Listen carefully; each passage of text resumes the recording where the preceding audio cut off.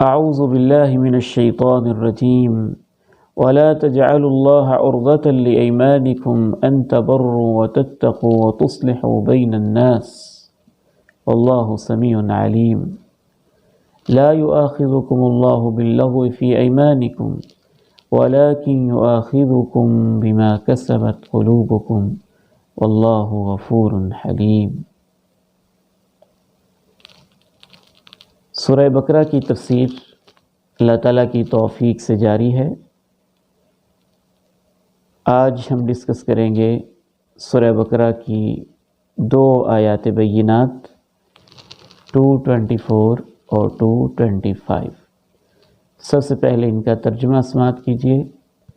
وَلَا تَجْعَلُوا اللَّهَ، اور نہ بناؤ اللہ کو، عُرْضَةً نشانہ، ہدف، لِأَيْمَانِكُمْ اپنی قسموں کے لیے، ان تبروا اس غرض سے کہ تم نیکی نہیں کرو گے، وَتَتَّقُوا اور تقوی اختیار نہیں کرو گے، وَتُصْلِحُوا بَيْنَ النَّاسِ اور لوگوں کے درمیان صلح نہیں کراؤ گے، واللہ سمیع علیم اللہ خوب سننے والا، خوب جاننے والا ہے۔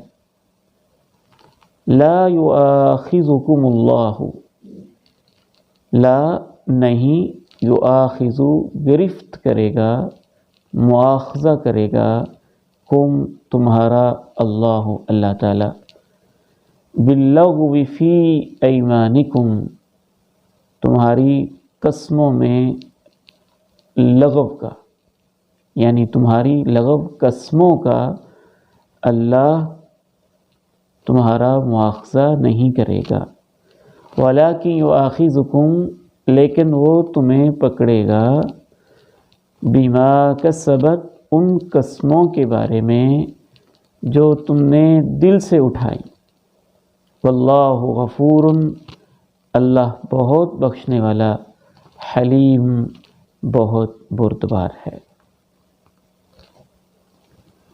خواتین و حضرات، ان 2 آیات مبارکہ میں قسم کے کچھ مسائل بیان کیے گئے ہیں، اور اصلاً یہ تمہید ہیں اگلے موضوع کی، کہ میاں بیوی جب ان میں سے شوہر قسم اٹھا لے کہ میں اپنی بیوی کے پاس نہیں جاؤں گا، تو اس کے کیا احکام و مسائل ہیں، اگلی آیات میں وہ شروع ہو رہے ہیں۔ تو اس سے پہلے تمہیدی طور پر قسم کے چند اہم مسائل بیان کیے گئے۔ اس لیے میں مناسب سمجھتا ہوں کہ ہم پہلے شرعی حوالے سے قسم کی حیثیت کو سمجھ لیں۔ قسم کسے کہتے ہیں؟ قسم کا مطلب ہوتا ہے توکید الشیء بذکر اسم اللہ او صفتہ، کسی بھی کام، کسی بھی چیز کو زیادہ تاکید کے ساتھ بیان کرنے کے لیے اللہ کا نام لینا یا اللہ کی کسی صفت، اللہ کی ذات کا تذکرہ کرنا، اس سے وہ چیز قسم ہو جاتی ہے۔ تو قسم کو یہاں کہا گیا ہے ایمان، لا یؤاخذکم اللہ تمہارا مواخذہ نہیں کرے گا،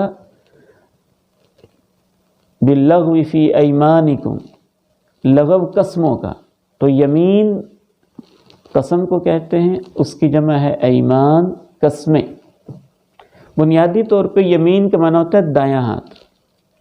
عرب لوگ جب قسم اٹھاتے تھے نا، تو اپنا دایاں ہاتھ دوسرے کے دائیں ہاتھ پہ رکھ کے تو بات میں فوکس کرتے تھے، زور پیدا کرتے تھے، تو اسی مناسبت سے قسم کو بھی یمین کہہ دیا گیا۔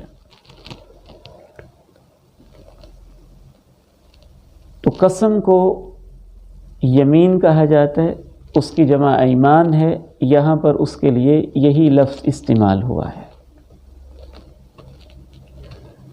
سب سے پہلی بات اصولی طور پہ یہ ذہن میں رکھیں کہ جب بھی کوئی بندہ مومن، کوئی مسلمان اپنی کسی بات میں اللہ کا نام لے دیتا ہے یا وہ صراحتاً کہہ دیتا ہے مجھے اللہ کی قسم، اللہ کی عزت کی قسم، اللہ کے نام کی قسم، اللہ کی ذات کی قسم، اللہ کی صفات کی قسم، کوئی ایسا لفظ بول دیتا ہے تو اس انسان پر اس قسم کو پورا کرنا فرض ہو جاتا ہے۔ اسی لیے اللہ تعالیٰ نے قرآن مجید میں کہا وَلَا تَنْقُضُوا الْأَيْمَانَ بَعْدَ تَوْكِيدِهَا، پختہ کرنے کے بعد قسمیں نہ توڑا کرو۔ قسم توڑنا حرام اور اس کو پورا کرنا اس کے اوپر فرض ہو جاتا ہے۔ اس حوالے سے دوسری بات یہ ذہن میں رکھیے کہ شریعت نے اس چیز کو پسند نہیں کیا کہ انسان بات بات پہ قسمیں اٹھاتا پھرے۔ بہت زیادہ قسمیں اٹھانے والا قرآن مجید میں ایک ظالم شخص اور کافر شخص کی صفت بیان کرتے ہوئے اللہ نے کہا وَلَا تُطِعْ كُلَّ حَلَّافٍ مَّهِينٍ۔ اس وجہ سے بھی بہت زیادہ قسمیں اٹھانا کوئی پسندیدہ چیز نہیں ہے کہ جو بات بات پہ قسمیں اٹھانے کی جس سے عادت ہو جاتی ہے اس کے نزدیک قسم کی اہمیت ہی ختم ہو جاتی ہے۔ وہ تو ہر چھوٹی موٹی بات پہ بار بار قسم اٹھاتا رہتا ہے تو پھر اس کے لیے جھوٹی قسم اٹھانا بھی کوئی مسئلہ نہیں ہوتا، کیونکہ اس کی عادت بن چکی ہوتی ہے، وہ اسے معمولی چیز سمجھ رہا ہوتا ہے، حالانکہ یہ معمولی چیز نہیں ہے۔ تیسرا اصول یہ ذہن میں رکھیے کہ قسم میں صرف اور صرف اللہ کا نام، اللہ کی ذات، اللہ کی صفات، ان چیزوں کی قسم اٹھانا جائز ہے۔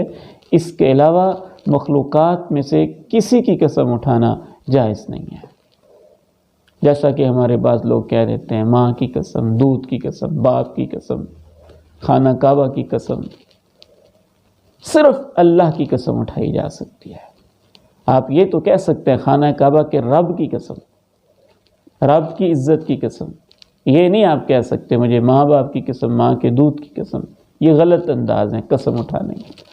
اس لیے رسول اللہ صلی اللہ علیہ وسلم نے ارشاد فرمایا تم میں سے جو قسم اٹھانا چاہتا ہو اللہ کی قسم اٹھائے یا پھر خاموش رہے، کیونکہ قسم کے اندر ہم یہ کہہ رہے ہوتے ہیں کہ میں اللہ کو گواہ بنا کے یہ بات کہتا ہوں، اور وہ اللہ اتنی عظیم ہستی ہے کہ اس کا نام لے کے میں غلط بول ہی نہیں سکتا، غلط کہہ ہی نہیں سکتا۔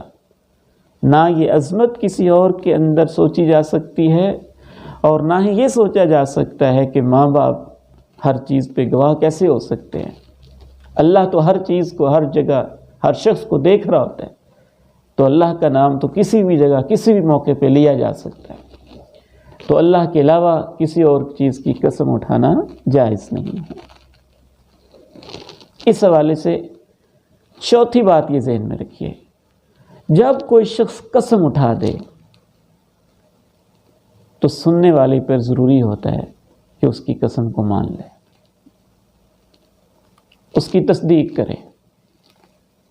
اس حوالے سے ایک بڑی دلچسپ حدیث صحیح بخاری میں آتی ہے۔ حضرت عیسیٰ رضی اللہ تعالی عنہ نے ایک شخص کو اپنی آنکھوں سے دیکھا چوری کر رہا تھا۔ اس سے پوچھا تم چوری کر رہے تھے؟ تم چوری کر رہے تھے؟ اس نے کہا کلا واللہ الذی لا الہ الا ہو، یہ کیسے ہو سکتا ہے؟ اس اللہ کی قسم جس کے سوا کوئی معبود نہیں ہے، میں نے کوئی چوری نہیں کی۔ پیغمبر ہیں، آنکھوں سے دیکھ چکے ہیں۔ حضرت عیسیٰ رضی اللہ تعالی عنہ نے کہا آمنت باللہ وکذبت عینی، میرا اللہ پہ ایمان ہے، تیری قسم مجھے تسلیم، میں کہتا ہوں کہ میری آنکھوں نے غلط دیکھا ہوگا۔ یہ اس قدر اہم چیز ہے۔ قسم کے حوالے سے ایک دو اور باتیں بھی ذہن میں رکھیے، پھر ہم انشاءاللہ آیت کی تشریح کی طرف آتے ہیں۔ قسم کا معاملہ اس قدر اہم ہے کہ شریعت نے تو اسے باقاعدہ ایک تمدنی، معاشرتی بلکہ قانونی حیثیت دے دی ہے۔ کچھ معاملات ایسے ہیں جن میں اللہ کے پیارے نبی علیہ الصلاۃ والسلام نے قسم کی بنیاد پہ فیصلہ کر دیا، عدالتی فیصلے بھی کر دیے قسم کی بنیاد پہ۔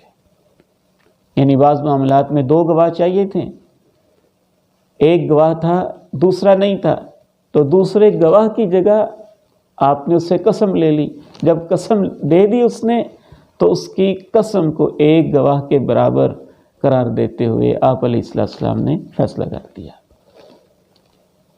اس سے آپ کو اندازہ ہو جانا چاہیے کہ قسم کس قدر اہم معاملہ ہے۔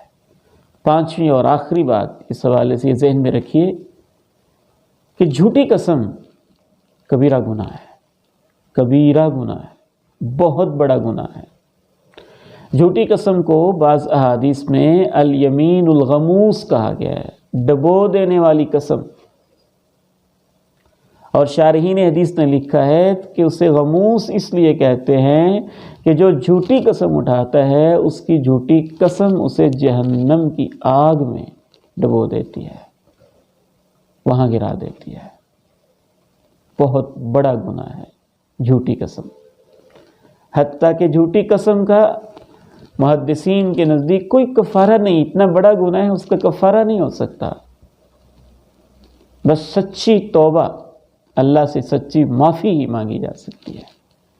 بلکہ ایک حدیث میں تو جھوٹی قسم پر اس قدر ناراضگی کا اظہار کیا گیا کہ جو اپنا سودا بیچنے کے لیے جھوٹی قسم اٹھا دیتا ہے، کل قیامت کے دن اللہ تعالیٰ اس کی طرف نظر رحمت سے دیکھنا بھی پسند نہیں کریں گے۔ یہ معمولی مفادات کے لیے اس نے اللہ کے نام کو استعمال کیا۔ اب آئیے اس آیت مبارکہ کی طرف۔ اس میں سب سے پہلی بات اللہ تعالیٰ نے یہ کہی ہے وَلَا تَجْعَلُوا اللَّهَ عُرْضَةً لِأَيْمَانِكُمْ، اپنی قسموں کے لیے اللہ کو نشانہ نہ بناؤ۔ کس قسم کی قسمیں؟ ایسی قسمیں جس میں تم نے یہ کہا ہو کہ تم نیکی نہیں کرو گے۔ تبرو بر سے ہے، بر ایسی نیکیوں کو کہتے ہیں جن کا تعلق خصوصاً حقوق العباد سے ہوتا ہے، ماں کی خدمت، باپ کی خدمت، بہن بھائیوں سے اچھا سلوک، رشتہ داروں سے، ہمسایوں سے، انسانوں سے اچھا سلوک، یہ حسن سلوک والی جو نیکی ہے، حقوق العباد کی جو نیکی، اس کو بر کہتے ہیں۔ یہ قسم کہ تم نیکی نہیں کرو گے، وَتَتَّقُوا، اور یہ قسم کہ تم تقوی اختیار نہیں کرو گے۔ تقوی خصوصاً حقوق اللہ میں جو نیکیاں ہیں ان کو بھی تقوی کہتے ہیں، اور حقوق اللہ میں جو گناہ ہیں ان سے بچنا ان کو بھی تقوی کہتے ہیں۔ وَتُصْلِحُ بَيْنَ النَّاسِ، ایسی قسم کہ تم لوگوں کے درمیان صلح نہیں کراؤ گے۔ تو یہ 3 چیزیں اللہ نے کہیں، اللہ کے بندوں سے حسن سلوک نہ کرنے کے حوالے سے، تقوی اختیار نہ کرنے کے بارے میں، اور لوگوں کے درمیان صلح نہ کروانے کے بارے میں جو تم نے قسمیں اٹھا رکھی ہیں ان کے لیے اللہ کے نام کو نشانہ نہ بناؤ۔ بہت گہری بات ہے یہ۔ بعض لوگ اپنے گناہوں میں جاری رہنے کے لیے، اپنی ضد اور اپنے عناد کے اوپر قائم رہنے کے لیے اللہ کی قسموں کو نشانہ بناتے ہیں۔ غصے میں ایک بندے نے کہہ دیا اللہ کی قسم میں ساری زندگی تجھ سے بات نہیں کروں گا۔ کسی نے غصے میں کہہ دیا کہ اللہ کی قسم میں تیرے گھر میں نہیں آؤں گا۔ غصے میں اس نے کہہ دیا کہ اللہ کی قسم میں فلاں تقریب میں نہیں آؤں گا۔ غصے میں ایک انسان نے کہہ دیا کہ اللہ کی قسم میں کبھی تمہیں ایک پیسہ بھی نہیں دوں گا، ایک پائی نہیں دوں گا۔ یا غصے میں اس نے کہہ دیا کہ اللہ کی قسم میں مسجد میں نہیں جاؤں گا، نماز نہیں پڑھوں گا۔ پہلی بات تو یہ ہے کہ ایسی قسمیں اٹھانا ہی گناہ ہے، یہ اللہ کے ساتھ مذاق ہے۔ کیا اللہ کا بابرکت نام اس لیے ہے کہ آپ قسمیں اٹھائیں کہ میں نیکی نہیں کروں گا؟ اللہ کا نام لے کے کہیں گے، یعنی اللہ کہتا ہے نیکی کرو اور تم اللہ کا نام لے کے کہہ رہے ہو کہ میں نیکی نہیں کروں گا۔ یہ تو اللہ رب العزت کے نام کی توہین ہے۔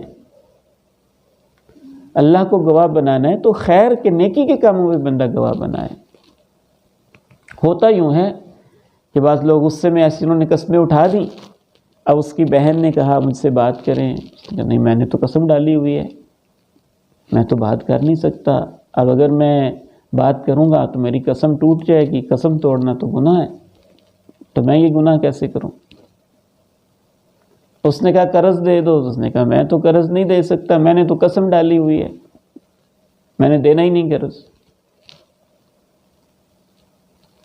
تو اللہ تعالیٰ فرما رہے ہیں لا تجعلوا اللہ عرضۃ لایمانکم، اپنی ایسی قسموں کے لیے اللہ کا نام استعمال نہ کرو، اللہ کو نشانہ نہ بناؤ، اپنی ضدوں کے لیے، اپنی اس طرح کے غصے نکالنے کے لیے تم اللہ کا نام استعمال کرتے ہو، بالکل نہ کرو۔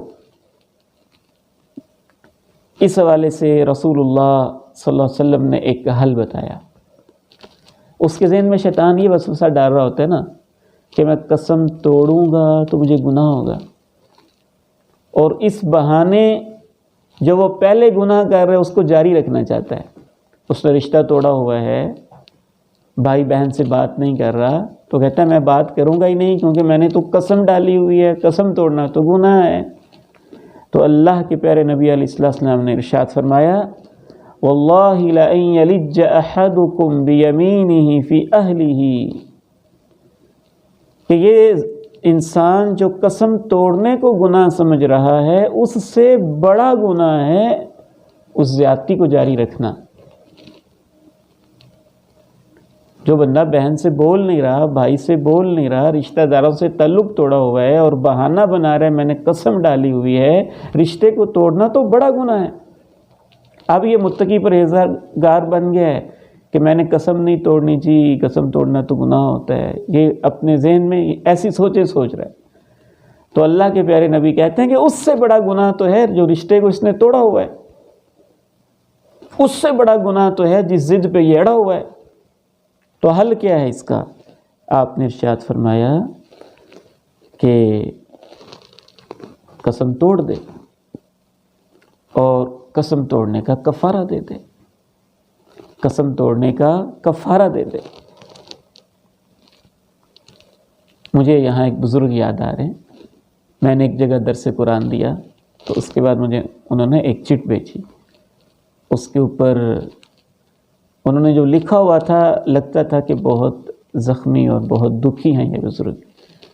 تو انہوں نے یہ لکھا ہوا تھا کہ دل توڑنے کا کفارہ نہیں ہو سکتا، اور ماں باپ کی خدمت جو انسان نے چھوڑی ہے اس کا کفارہ نہیں ہو سکتا، باقی چیزوں کا کفارہ ہو سکتا ہے۔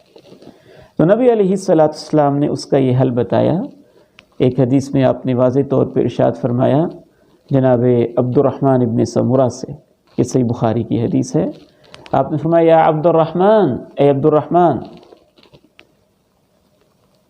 اذا حلفت علی یمین فرأیت غیرها خیرا منها، جب تم کوئی ایسی قسم اٹھا بیٹھو کہ تمہیں اس قسم کو چھوڑ کے کوئی اور کام اس سے بہتر نظر آ رہا ہو، فأت الذی هو خیر، جو اچھا کام ہے وہ کرو، وکفر عن یمینک، اور اپنی قسم کا کفارہ دے دو۔ اسی لیے نبی علیہ السلام نے فرمایا کہ یہ جو اس طرح کی قسم ہوتی ہے نا کہ میں اللہ کی کسی نافرمانی کی قسم اٹھا لینا، رشتوں کو توڑنے کی قسم اٹھا لینا، اس قسم کا کوئی اعتبار نہیں۔ لا نظر ولا یمین فیما لا یملک ابن آدم ولا فی معصیت اللہ ولا فی قطیعۃ رحم، سنن نبی داؤد۔ اللہ کی نافرمانی میں، رشتوں کو توڑنے میں قسم کا کوئی اعتبار نہیں اور اس کی کوئی حیثیت نہیں ہے، نہ ہی ایسی منت کی کوئی حیثیت ہے، ایسی نظر کی کوئی حیثیت ہے۔ آپ نے ارشاد فرمایا کہ فَلْيُكَفِّرْ عَنْ يَمِينِهِ، امام ابو داؤد کہتے ہیں کہ تمام حدیثوں میں ایسے ہے کہ اگر ایسی کوئی اس نے قسم اٹھا لی ہے تو اس قسم کا کفارہ دے دے، اس قسم کو توڑ دے، ختم کر دے، قسم کو بہانہ بنا کے اس گناہ کو جاری نہ رکھے۔ مثلاً اگر کسی نے قسم اٹھا ہی لی ہے کہ میں اپنے بھائی سے نہیں ملوں گا، تو کیا حل ہے؟ اولاً تو اسے قسم اٹھانی نہیں چاہیے تھی، اگر اس نے اٹھا لی ہے تو اس قسم کو توڑ دے، توڑ کے چونکہ اس نے اللہ کا نام استعمال کیا ہوا تھا اس کا کفارہ دے۔ اس کا کفارہ کیا ہے؟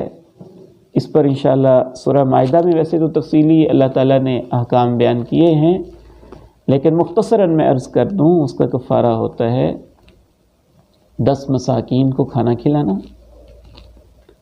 یا 10 مساکین کے لباس کا انتظام کرنا، اپنی حیثیت کے مطابق درمیانے درجے کا کھانا کھلا دینا، یا 10 مساکین کو کے لباس کا انتظام کر دینا، یا اسی طرح سے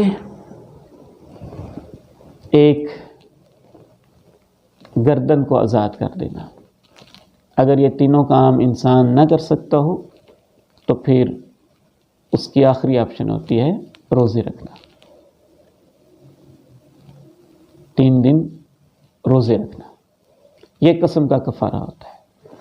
تو اس آیت مبارکہ سے یہ بات سمجھ میں آئی کہ ایسی قسموں کا کوئی اعتبار نہیں جس میں آپ نے قسم اٹھائی ہو